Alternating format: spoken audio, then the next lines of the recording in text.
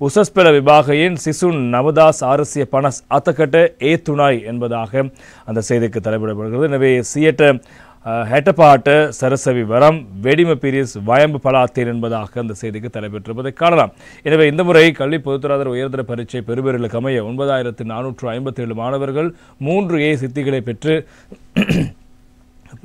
பெறுபேற்றை தந்திருக்கிறார்கள்.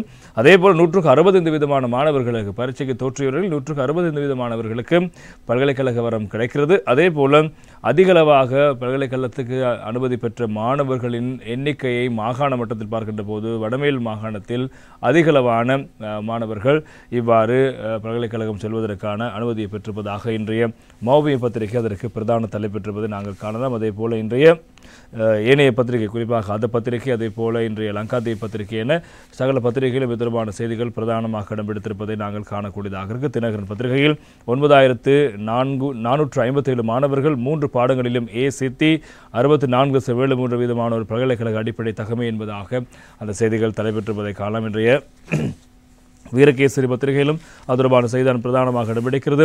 பல்கலைக்கழகங்களுக்கு விண்ணப்பிக்க 64.73% மாணவர்கள் தகுதி 9457 பேர் சகல பாடங்களிலும் சித்தி பரீட்சை ஆணையாளர் என்பதாக அந்த செய்திக்கு தலைப்பெற்றிருப்பதை காணலாம். அது குறித்து நாங்கள் இப்போது விரிவாக கவனம் செலுத்த காத்திருக்கின்றோம். எனவே நேற்று முன்தினம் 2024 ஆண்டுக்கான கல்வி பொதுத்தராதர உயர்தர பரீட்சை பெறுபேறுகள் வெளியான நிலையில் அதுமான முழுமையான தகவல்கள் வெளியாகியிருக்கிறது.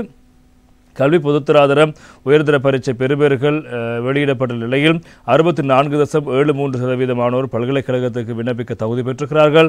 6 பாடப்பிரிவுகளிலும் 9457 பேர் 3.4 பரீட்சைக்கு தோற்றியவர்களில் 3.45% மாணவர் சகல பாடங்களிலும் 3A சித்திகளை பெற்றிருப்பதாக பரீட்சைகள் ஆணையர் நாயகம் அமித் ஜாயசுந்தர் அவர்கள் தெரிவித்திருக்கின்றார். பரீட்சைகள் திணைக்களத்தில் நேற்று ஞாயிற்றுக்கிழமை இடம்பெற்ற ஊடகவியலாளர் சந்திப்பில் கலந்து கொண்ட போது அவர் இந்த விடயங்களை தெரிவிக்கின்றார். 2,74,366 பரீட்சார்த்திகள் பரீட்சைக்கு தோற்றியிருந்தார்கள். இவர்களில் பாடசாலை பரீட்சார்த்திகள் 2,02,774 பேரும் தனிப்பட்ட பரீட்சார்த்திகள் 51,584 பேரும் இவ்வாறு பரீட்சைக்கு தோற்றியிருந்தார்கள்.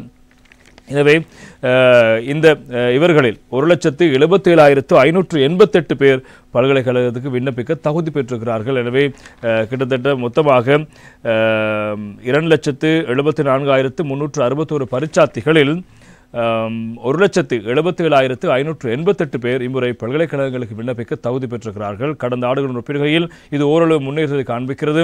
அதற்கமைய பாடசாலை ரீதியாக பரீட்சைக்கு தோற்றியவர்களில் பல்கலைக்கழகத்துக்கு விண்ணப்பிக்க தகுதி பெற்றோர் 2021 63.5%, 2022 64.2%, எனவே 2023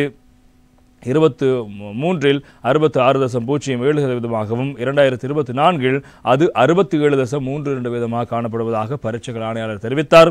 தனிப்பட்ட ரீதியில் பரீட்சைக்கு தோற்றியவர்களையும் சேர்த்து ஒட்டுமொத்தமாக 2021 62.89% மாணவரும், 2022 63.25% மாணவரும், 2023 64.33% மாணவரும், 2024 ஆண்டில் 64.73% மாணவரும் பல்கலைக்கழகத்துக்கு விண்ணப்பிக்க தகுதி பெற்றிருக்கிறார்கள். இவற்றுடன் ஒப்பிடுகையில் இவ்வாண்டு பல்கலைக்கழகத்துக்கு விண்ணப்பிக்க தகுதி பெற்றோர் எண்ணிக்கை உயர்வடைந்திருக்கிறது.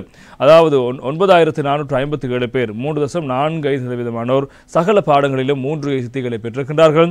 29,244 பேர் அதாவது 10.66% மாணவர் எந்த ஒரு பாடத்திலும் சித்தி பெறவில்லை என்பது முக்கியமான விடயம். 29,244 பேர் எந்த பாடங்களிலும் சித்தி பெறவில்லை என்பதும் இங்கே சுட்டிக்காட்டத்தக்க விடயம். வடமேல் மாகாணத்திலேயே அதிகளவானோர் பல்கலைக்கழகத்துக்கு விண்ணப்பிக்க தகுதி பெற்றிருக்கிறார்கள். இம்மாகாணத்தில் 66.36% மாணவரும், வடமாகாணத்தில் 65.95% மாணவரும், மேல் மாகாணத்தில் 65.89% மாணவரும், சப்ரகமு மாகாணத்தில் 65.87% மாணவரும், தென் மாகாணத்தில் 65.74% மாணவரும் பல்கலைக்கழகத்துக்கு விண்ணப்பிக்க தகுதி பெற்றிருக்கிறார்கள். இவை முதல் 5 இடங்களை பிடித்துள்ள மாகாணங்களாகும். உயிரியல் அமைப்பு தொழில்நுட்ப பிரிவில் பரீட்சைக்கு தோற்றிய மாணவர்களே அதிகளவில் பல்கலைக்கழகத்துக்கு விண்ணப்பிக்க தகுதி பெற்றிருக்கிறார்களா? உயிரியல் அமைப்பு தொழில்நுட்ப பிரிவில் பரீட்சைக்கு தோற்றிய மாணவர்கள் தான் அதிகளவில் இந்த முறை பல்கலைக்கழகம் செல்ல தகுதி பெற்றிருக்கிறார்கள், விண்ணப்பிப்பதற்கு தகுதி பெற்றிருக்கிறார்கள்.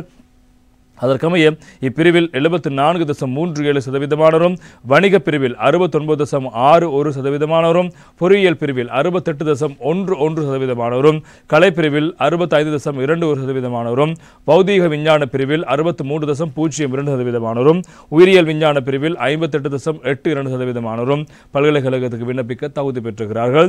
வணிக பிரிவு மற்றும் பௌதீக விஞ்ஞான பிரிவில் அதிகளவான மாணவர்கள் 3 பாடங்களிலும் ஏ சித்திகளை பெற்றிருக்கிறார்கள். எனினும் உயிரியல் விஞ்ஞானம் மற்றும் பௌதீக விஞ்ஞானம் ஆகிய பிரிவுகளில் எந்த ஒரு பாடத்திலும் சித்தியடையாத பரீட்சார்த்திகளின் எண்ணிக்கை உயர்வாக காணப்படுகிறது. உயிரியல் விஞ்ஞான பிரிவில் 16%, அதாவது 8733 பேர் எந்தவிதமான சித்தியும் பெறவில்லை.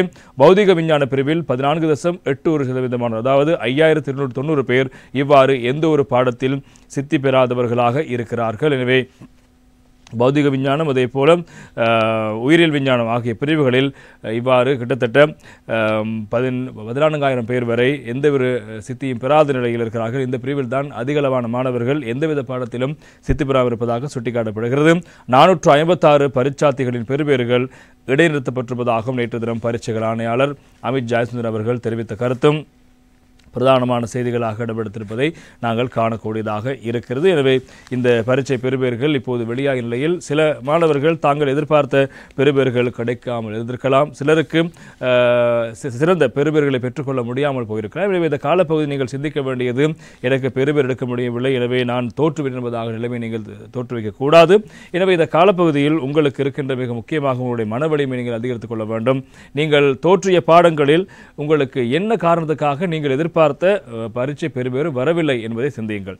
இரண்டாவது, நீங்கள் அந்த பரீட்சைக்கு தோற்றுகின்ற போது அந்த பரீட்சையினுடைய இலக்கை அடைவதற்கு நீங்கள் கையாண்ட விதிமுறைகள் சரியான விதிமுறைகளா, படித்த அந்த நீங்கள் முறை, அந்த மெத்தட் சரியான முறையில் நீங்கள் படித்தீர்களா, அதற்கான கால அவகாசம் சரியாக கிடைத்ததா என்பதை சிந்தித்து பாருங்கள்.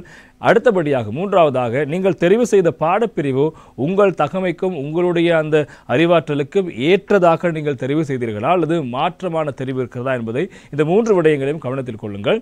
எனவே இதில் சிலர் ஓரளவு இந்த விடயத்தில் பரீட்சை பெறுபேறுகளை பெற்று அடுத்த கட்டமாக நாங்கள் இன்னும் ஒரு பரீட்சைக்கு தோற்றினால் நாங்கள் வென்றுவிடலாம் நினைக்கின்ற மாணவர்கள், நீங்கள் உங்களுடைய முயற்சியை கைவிடாமல் இன்னும் சில மாதங்கள் இருக்கிறது அடுத்த கட்டமாக பரீட்சை வரை, அதுக்கு படித்து நீங்கள் தோற்றம் பெறலாம்.